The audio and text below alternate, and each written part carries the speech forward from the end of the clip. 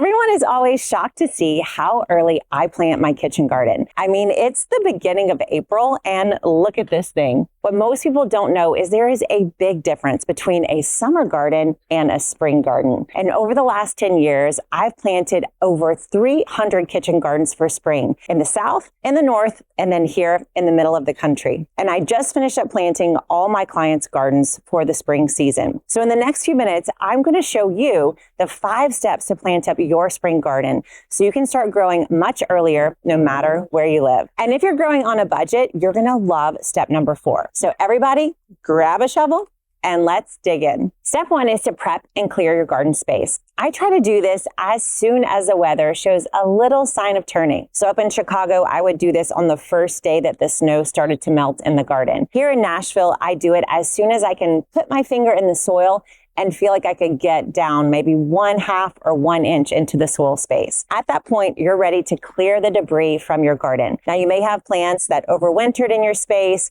You may have things that you thought would come back that didn't. You may have herbs that are going to come back up from the root, but have some dead branches on the top of the soil. You want to head out to the garden with some good pruners and prune back all the branches from the top of the soil. And then you'd want to dig up any root balls of plants that are going to be too big and they're going to interfere with planting seeds in your garden. I also, at this time, obviously, I'm going to take up any weeds or things that have grown over the winter that I don't want to have in my garden in the next season. Now, the soil in your garden over the winter has likely gone down a few inches. So this is a time to measure the space from the top of your soil to the top of your garden bed and see how much soil you're going to need to add back in order to get your soil to the top level of the garden. Now, as you can see with the way we grow, I grow a ton of plants over the edge of my garden bed. So I would not want the soil level to be 6 inches or a foot below this edge. Otherwise, I miss a lot of my growing space that I use over the edge and down the sides of my garden. Once you measure the height difference, you can simply calculate how much compost you're going to need to add to the garden space. You're going to find the width of your bed, the length of your bed, and then multiply those two numbers by the height difference between the soil and the top of your garden. For instance, this bed is 4 feet wide and 8 feet long.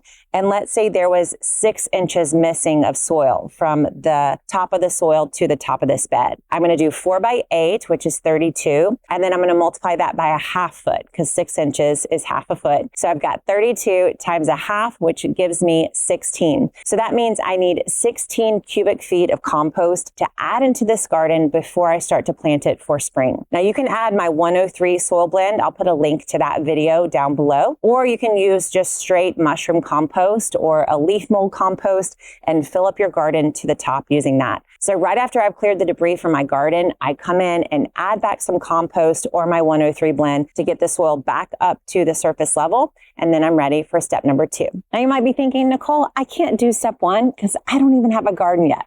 Well, I've got just the thing for you. I'm teaching a class all about how to get the setup, the timing, and the planting right when you're getting your garden started. You can go watch that class right below this video. Step number 2 is when we're going to both beautify and protect our spring garden.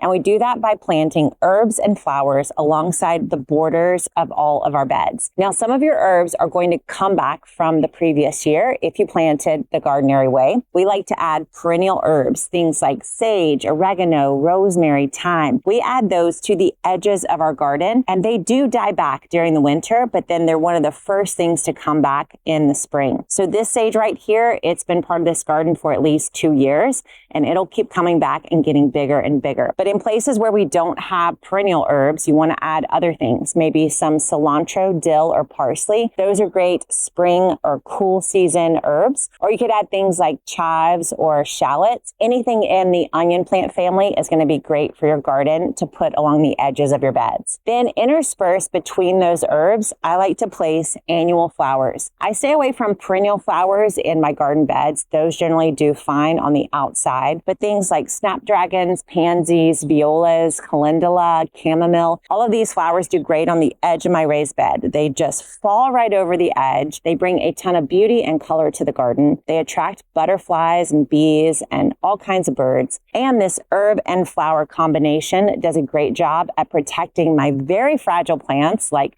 leafy greens and root crops from pests. They put off a scent and distract with their colors so that those pests are less likely to get to my spring crops, which we're just about to plant in step number 3. Knowing what to plant and when to plant it based on where you live can be so confusing, and that's why we created these 4 seasonal planters. You'll hear me a lot of times say cool season, warm season, hot season. You may be thinking, what is she talking about? Well, we divide your garden by 4 seasons, and for each season, we divide them into 3 months.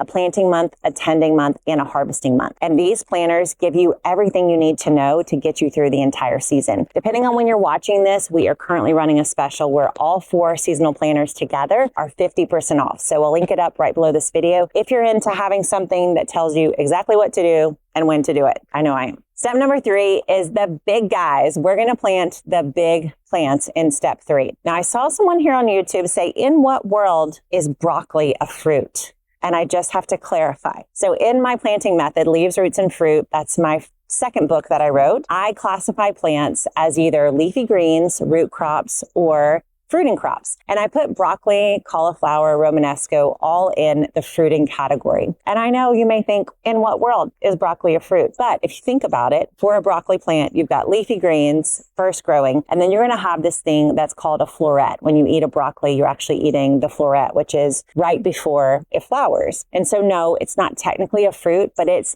the fruit part of the plant that we're eating. We're not eating the root or the leafy greens. So the big plants are going to be plants that produce some kind of fruit, something that comes after the leaves. It's either going to be the flower or the actual fruit that's produced by the flower. So in the cool season in the spring, those are things like broccoli, cauliflower, Romanesco. Those are also sugar snap peas and fava beans. Now, fava beans and sugar snap peas are also confusing because who would call those fruit? But they do come right after a flower. And instead of them growing really big on their own in the soil, they actually have to attach to a growing structure, something like this arch trellis. So peas, instead of planting just one in the way you would with this cauliflower or broccoli, you're going to plant a bunch of pea seeds because it takes that many in order to get a large enough harvest to actually make a meal. So on this arch trellis, I'll plant my fruiting crops, things like fava beans or sugar snap peas, and I'll plant maybe 20 seeds in just one little space. But then down a row for my spring garden, I'll plant those big fruiting plants, broccoli, cauliflower,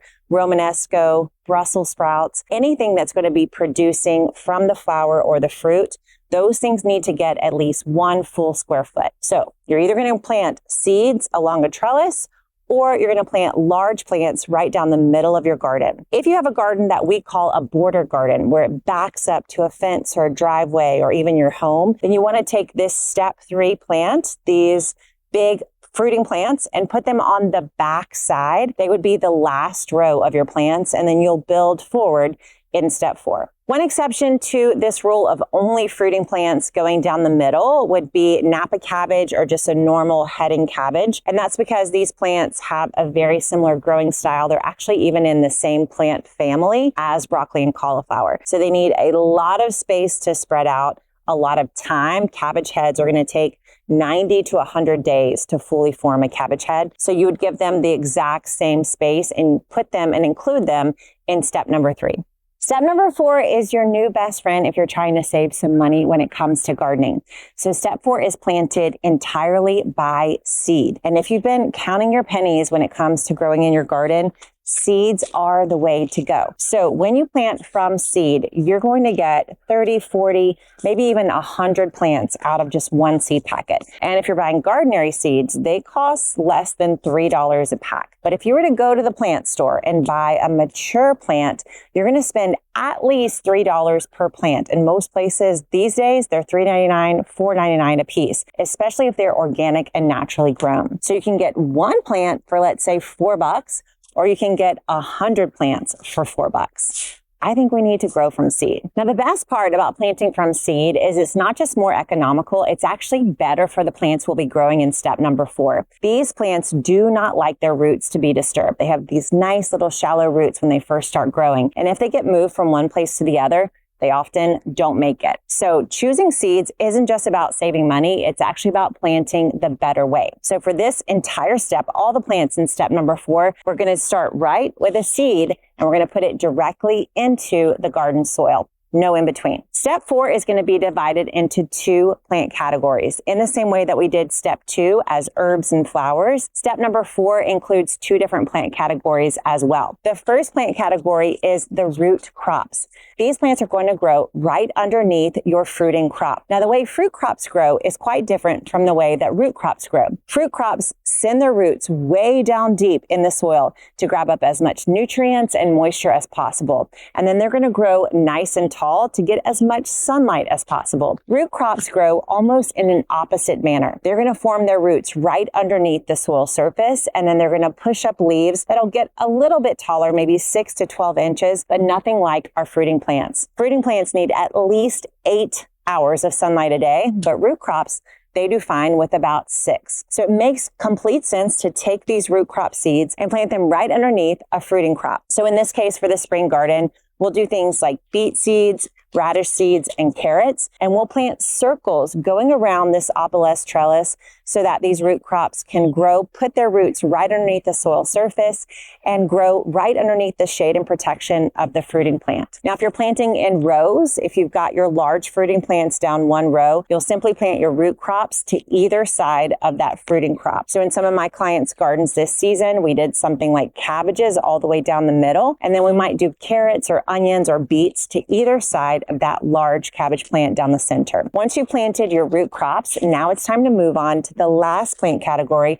which is your leafy greens. Leafy greens are also going to be planted by seed, and we've got tons of leafy green varieties. If you're getting sick of romaine and arugula and spring mix from the grocery, then you are going to love growing your own leafy greens. In our Gardenary 2026 seed system, I'll link it right below this video, I think we have over 10 different leafy green varieties. So you are going to love the changes in flavors and textures and colors that are possible when you grow your own. The good news about these leafy greens is it only take about 30 to 45 days before you're ready to get your first harvest. So we plant these on the outside of the root crop. So if you're planting in rows, we would plant, say, a row of beet seeds, and then we'd plant a row of spinach or a row of arugula or a row of spring mix. If you're going down the row, you'd plant the outside lines with your leafy greens. And if you're growing in a 4x4 like this, you would plant the outside edges with your leafy green seeds. You're still going to have that herb and flower border that protects all of your garden from pests and keeps everything beautiful, but you'll have your leafy greens right on the inside. Once you get to step 4, there should be no bare spots in any of your garden space that doesn't have a seed growing right underneath it. Now let's make sure that every single seed you planted actually grows in step number 5. Now, if you don't do step number 5, all the work you've done in steps 1 through 4 is completely worthless, because step number 5 is to water your garden every single day for the next 2 weeks to be sure that all those seeds you worked so hard to plant actually come up. I get asked all the time how I set up the water system in my gardens, and I made an entire video to show you how you can do it too, just from your backyard spigot. You can watch that whole video right here.